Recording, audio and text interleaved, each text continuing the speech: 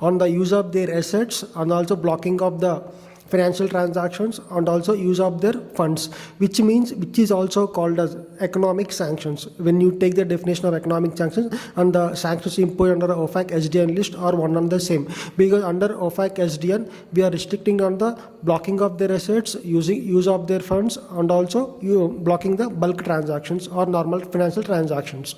Right, so that's how you have to relate the topic. When you understand the broad spectrum of entire sanction, you can connect each and every dot, so it will be very clear.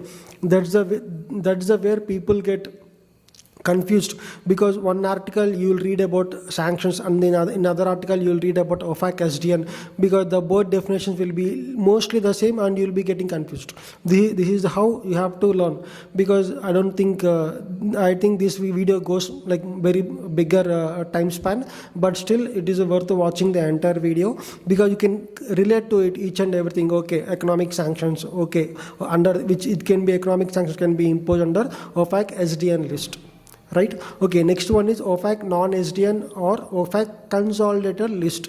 If you just check the official website, it will be as Ofac consolidated list, which is also called as Ofac non-SDN.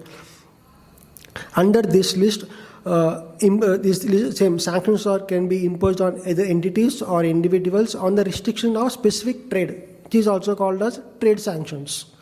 Okay, under this, I think it is very clear now. That's why you have to connect the dots.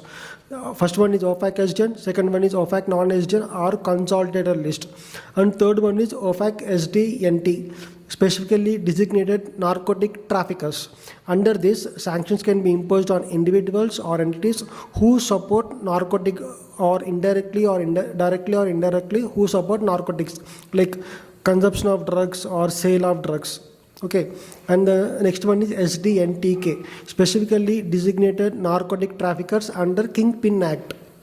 Like SDNTK, specifically designated narcotic traffickers under Kingpin Act. There is an act called Kingpin Act. Under this act, the individuals or entities who involved in narcotic business or narcotic trafficking, they can be imposed sanctions. And the next one is USA special measures. These USA special measures mostly applies to jurisdictions other than US, where entities or individuals who involve in money laundering or terrorist financing, mostly concerns with the money laundering. If any individual entity found to be laundering money, they can be imposed sanctions under USA special measures. It can be either inside the US or outside the US. Mostly USA special measures are designed under the USA Patriotic Act because of the extraterritorial reach, which means USA Patriotic does not apply only to US